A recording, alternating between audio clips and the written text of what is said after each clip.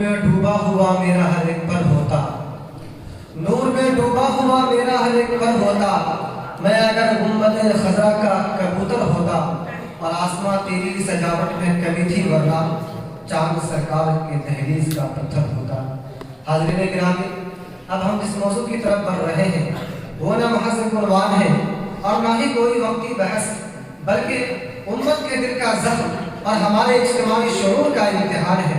आज मुस्लिम मुआशरे में खुसूसन हमारी बेटियों के दरमियान ऐसे फिक्री, समाजी और अखलाकी चैलेंजेस जन्म ले रहे हैं जिनके नताइज एक फर्द तक महदूद नहीं रहते बल्कि पूरे खानदान और पूरी नस्ल को मुतासिर करते हैं। हम बात कर रहे हैं मुस्लिम लड़कियों में नासूर की तरह बढ़ते हुए इक़्तिदार की, जिसने हमें दाखिली तौर पर इंतहाई लाचार और बेबस बना दिया है। कैसे और क्यों, इस पर तफसीली गुफ्तगू करने के लिए तशरीफ ला रहे हैं बिरादर फैसल इरफान दरजामी शशु। अगले कुछ मिनटों के लिए स्टेज, माइक और आप तमाम हज़रात मौसूफ के हवाले। स्टेज पर बिरादर फैसल इरफान। नहमदुहु व नुसल्ली अला रसूलिहिल करीम, अम्मा बअद, फ़अऊज़ु बिल्लाहि मिनश शैतानिर रजीम, बिस्मिल्लाहिर रहमानिर रहीम। ला तंकिहुल मुश्रिकाति हत्ता युमिन, सदक़ल्लाहुल अज़ीम।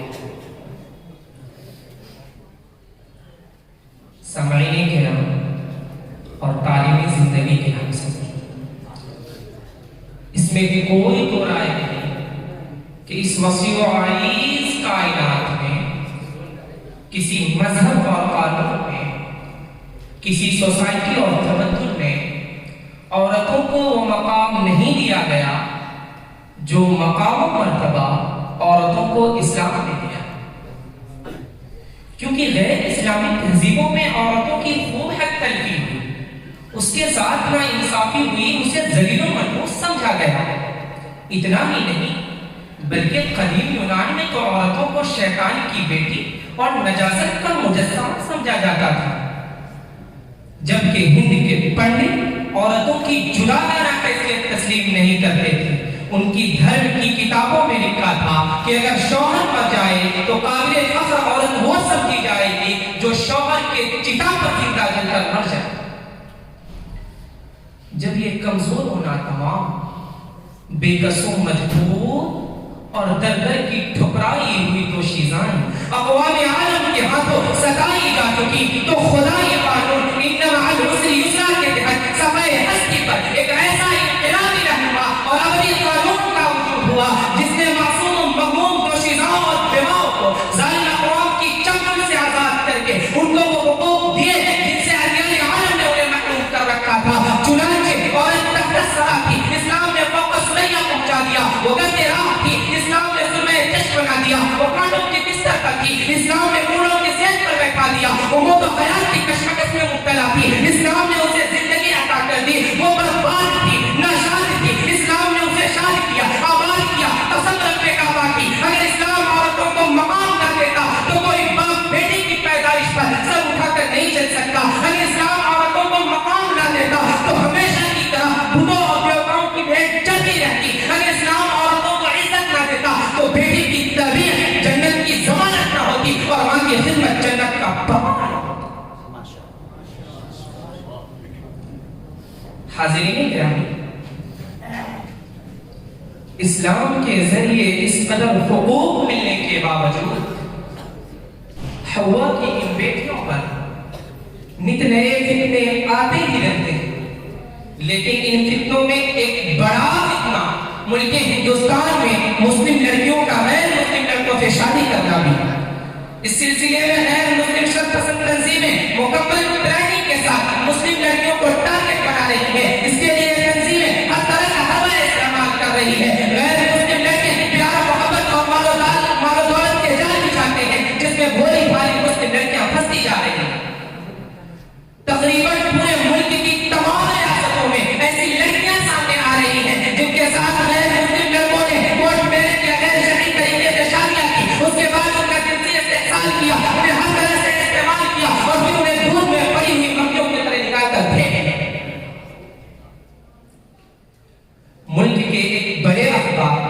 دا ٹائمز آف انڈیا کے غیر مصدقہ رپورٹ کے مطابق گزشتہ 3 سالوں میں 40,000 سے زائد مسلم لڑکیوں نے غیر مسلم لڑکوں سے شادی کی. یہ وہ تعداد ہے جو درج کیے گئے ہیں. اس کے علاوہ ہزاروں کی تعداد ایسی ہو سکتی ہے جو درج نہیں ہے. ہاں لیکن میں یہ بات تسلیم کرتا ہوں کہ اس سلسلے میں جتنی خبریں موصول ہو رہی ہیں اور جتنی تصاویر اور ویڈیوز آ رہی ہیں وہ سب کے سب صحیح نہیں ہیں، بلکہ بہت سی فرضی کہانیاں، جھوٹی خبریں اور افواہیں ہیں جسے ایک سوچی سمجھی سازش کے تحت پھیلایا جا رہا ہے. لیکن یہ سارے خبریں جھوٹی بھی نہیں ہیں، اس لیے کہ اس میں کوئی دو رائے نہیں کہ پہلے کی بنسبت اس میں بہت تیزی آتی جا رہی ہے اور آئے دن ملک کے کسی نہ کسی ضلع سے ایسی خبریں آئی جاتی ہیں جس سے ہماری غیرت کا جنازہ نکل جاتا ہے. لیکن سوال یہ ہے کہ آخر مسلم لڑکیاں انتقال کا شکار کیوں ہو رہے ہیں اور اس کی وجوہات کیا ہیں؟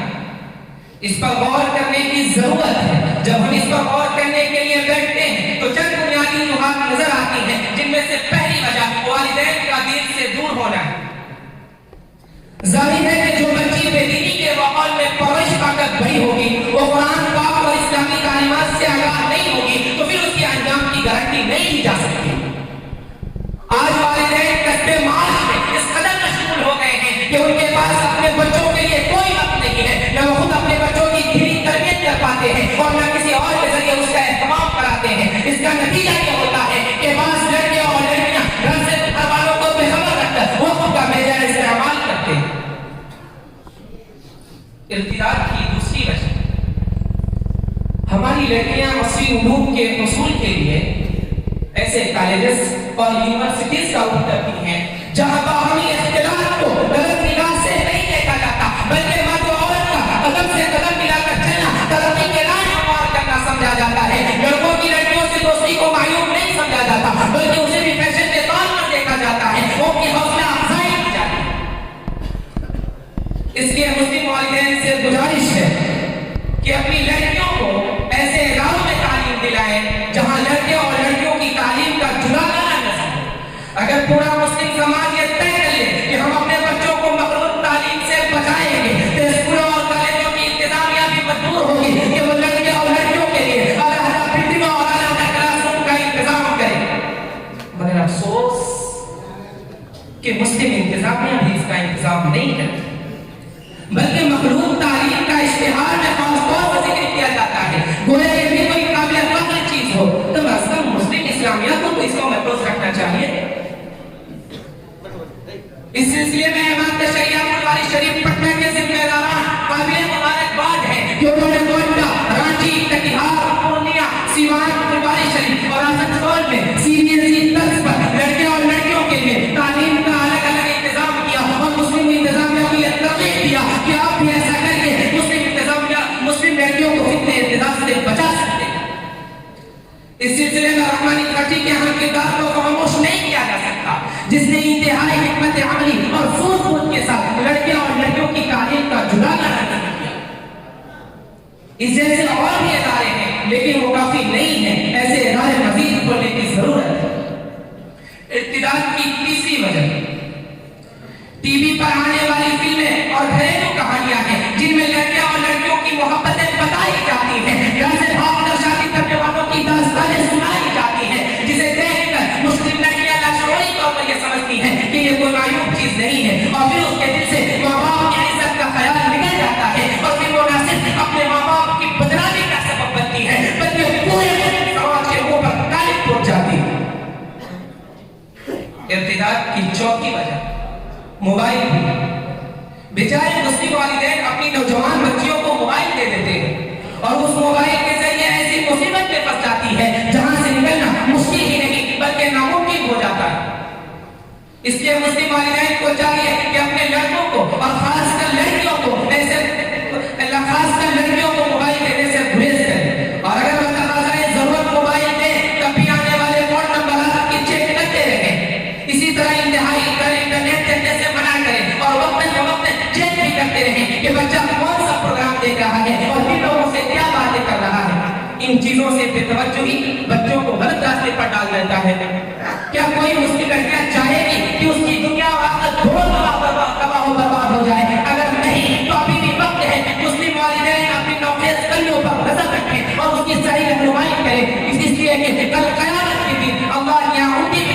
ہوگی. اسی بات پر میں اپنی بات ختم کرتا ہوں.